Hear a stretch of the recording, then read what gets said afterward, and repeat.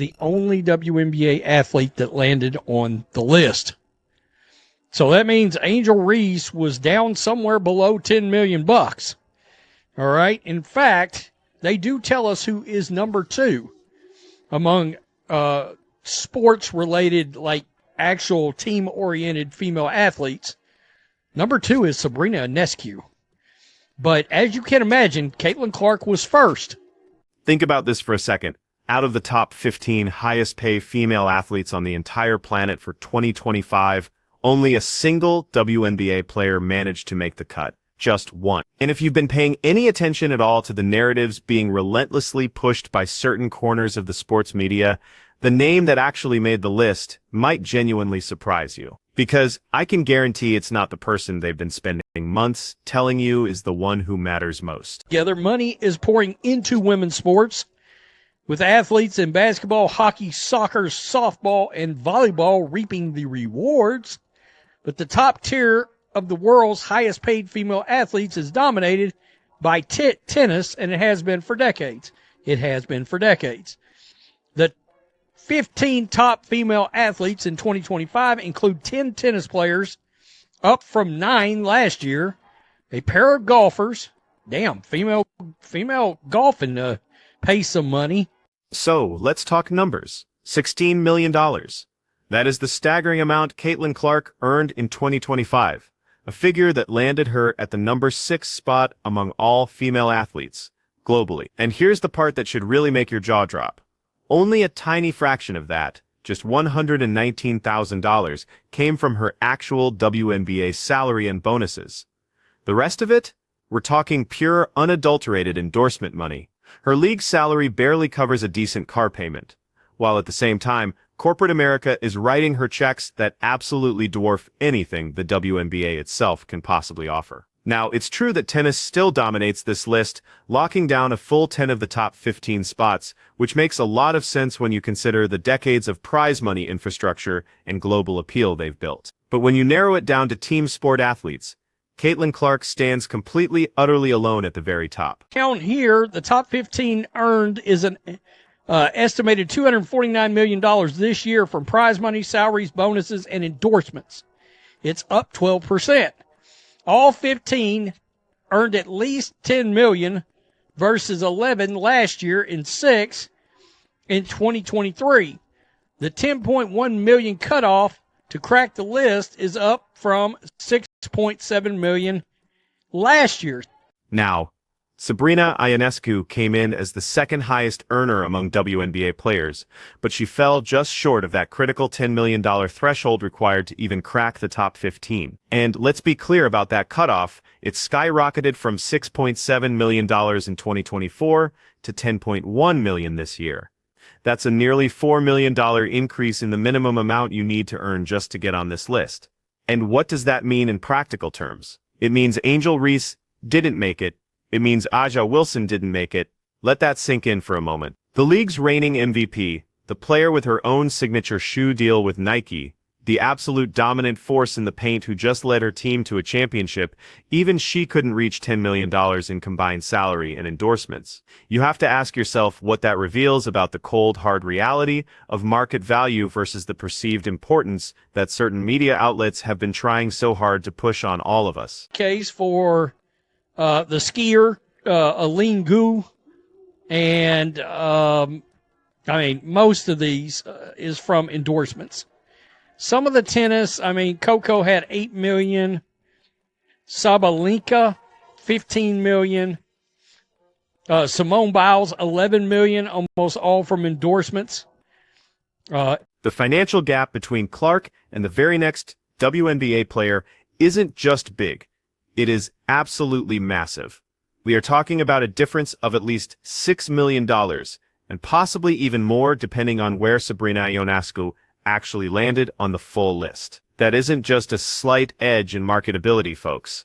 That is a canyon-sized difference in how major corporations view their respective abilities to actually move products and connect with consumers on a national scale. And here's the most incredible part.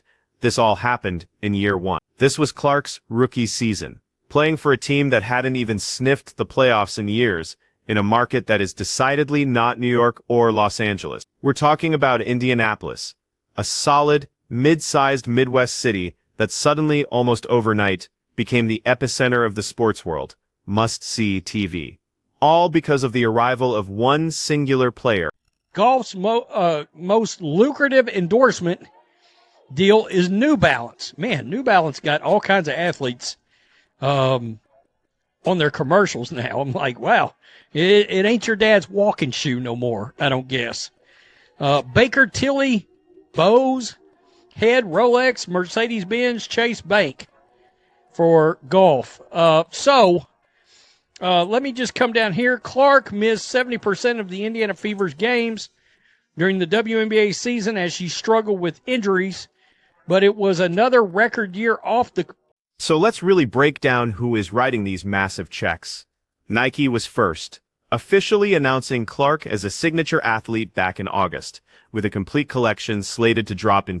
This move puts her in an elite club alongside Aja Wilson and Sabrina Ionescu as the only active WNBA players with their own signature sneakers. But you have to understand, the Nike deal is just the foundation of this financial empire. Gatorade features her in major national campaigns. State Farm has literally built entire commercial series around her personality. Wilson Sporting Goods created special edition Caitlin Clark basketballs that sold out almost instantaneously every single time they were released. Panini America signed her for trading cards. And then you have Gainbridge, Xfinity, the grocery chain Hy-Vee, and most recently, the viral brand Stanley joining the roster. This is not a typical endorsement portfolio for an athlete. This is the kind of A-list brand partnership lineup you expect to see with truly transcendent figures who cross over from sports into the heart of mainstream American culture. These aren't niche basketball brands trying to reach a handful of dedicated WNBA fans.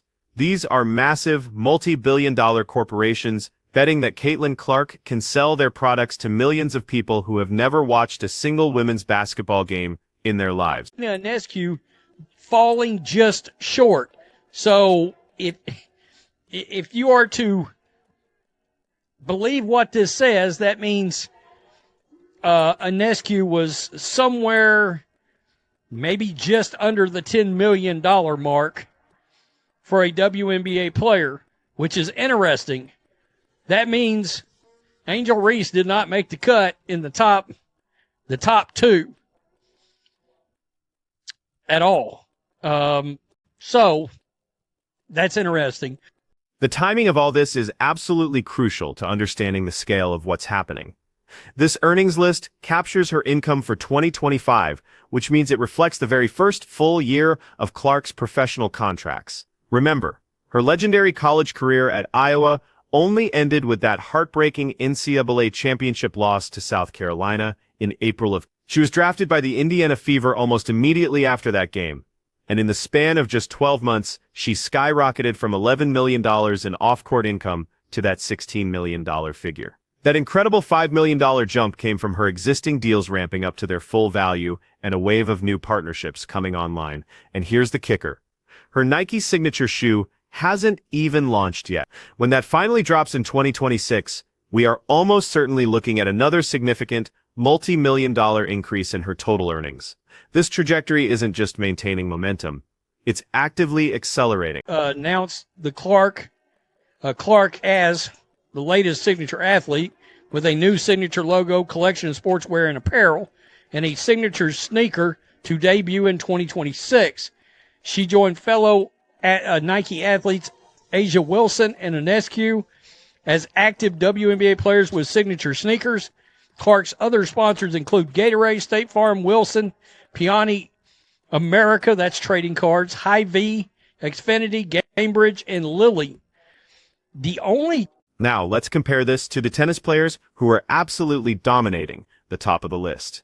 Coco Gauff leads everyone with a staggering $31 million, with $8 million of that coming from on-court prizing and a massive $23 million from endorsements. Arina Sabalenka, sitting at number 2, earned $30 million total, with a more even split of $15 million in prize money.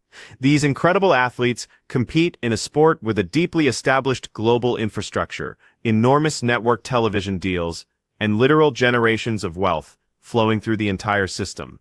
Meanwhile, Caitlin Clark is building a comparable endorsement empire in a league that often struggles to fill arenas for games that don't feature her, in a league where the average salary is only around $130,000, and in a league that just negotiated a new media rights deal that some of its own players publicly criticized as being completely inadequate.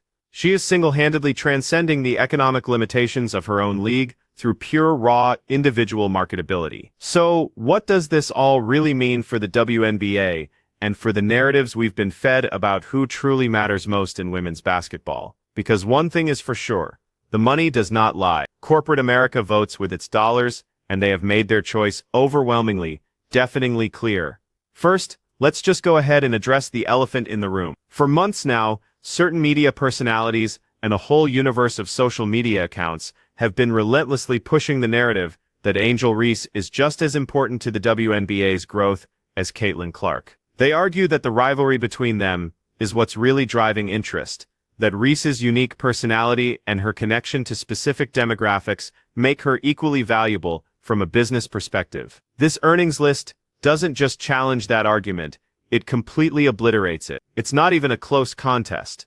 We are talking about a difference of at least $6 million a year, probably more. That's not a rivalry in terms of marketability, that is a clear and undeniable hierarchy. Of course, Reese has her own endorsement deals, and she's making good money beyond her WNBA salary, but she couldn't even crack the $10 million threshold in a year when that was the absolute bottom of the top 15. Meanwhile, Clark is sitting comfortably at $16 million, and that's before her signature shoe even launches. That financial gap isn't narrowing, it's widening. Second, think about what this says about A'ja Wilson, the reigning MVP, the finals MVP, the player who actually won the championship, and who already has a signature Nike shoe on the market. She plays in Las Vegas, a major entertainment hub. She has been the undisputed face of WNBA excellence for years, and she didn't make this list either. Now, that is not a criticism of Wilson's game or her importance to the sport of basketball. She is legitimately one of the greatest players in the history of the league. But it reveals something absolutely crucial about the difference between being the best player and being the most marketable athlete. By most basketball metrics, Wilson is the better player right now. But by the metrics of corporate America, Clark is the more valuable commercial property by a margin that is almost hard to comprehend. Those are two very different things, and the market has spoken definitively about which one corporations value more. Third, consider the Sabrina Ionescu situation. She plays in New York City, the largest media market in the entire country. She's a star on a championship-contending Liberty team. She's appeared in high-profile events like the three-point contest against Steph Curry. She has major brand partnerships, and she still fell short of the top 15, coming in just under $10 million. Think about that: New York market championship pedigree, viral marketing moments, and it still wasn't enough to match what Clark is doing out of India. That tells you everything you need to know about the unique, almost magnetic nature of Clark's appeal. It's not just about market size or team success. There's something specific about her that resonates with mainstream American consumers in a way that completely transcends traditional sports marketing logic. So what happens next? Because this is just year one, and Clark is only 23 years old. She's going to get even better as a player, which will only enhance her marketability. That signature Nike shoe, in 2026, will likely come with significant guaranteed money and enormous royalty potential. We are potentially looking at Clark becoming the first WNBA player to earn $25 million, maybe even $30 million in a single year. That would put her right in the conversation with the top tennis players and golfers as one of the highest-earning female athletes in the world, period. And all of this is happening while she plays in a league that pays her just $119,000. The gap between what the WNBA can afford to pay her and what she's actually worth to corporate America is so massive, it almost breaks the entire model of professional sports. This creates an interesting dynamic. She's economically independent from the WNBA's success or failure in a way no other player has ever been. She has leverage that other players simply don't. The league needs her far more than she needs the league. Finally, this leaves us with a crystal clear answer to a question some people have tried to make unnecessarily complicated. Who is the most valuable player in the WNBA from a pure business perspective? It is Caitlin Clark, and it is not particularly close. You can argue about who's the best player, but you cannot argue about who corporations believe can sell products. They voted with their checkbooks, and the results are definitive. 16 million for Clark, less than 10 million for literally everyone else. That's not media bias. That's not narrative manipulation. That's just math. And the math says that 1 year into her career, Caitlin Clark has already lapped the entire field. The question now isn't if she's the most valuable player. The question is how much bigger that gap is going to get. So let me know what you all think. Does this finally settle the debate? Or do you believe there's something this list doesn't capture about other players' value? Drop your thoughts in the comments below, hit that subscribe button, and let's keep this conversation going.